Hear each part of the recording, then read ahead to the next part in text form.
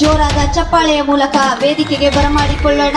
ಆಮ್ ಆದ್ಮಿ ಪರವಾಗಿ ಈ ಸಾಧಕರಿಗೆ ಒಂದು ಸನ್ಮಾನ ಸಮಾರಂಭ.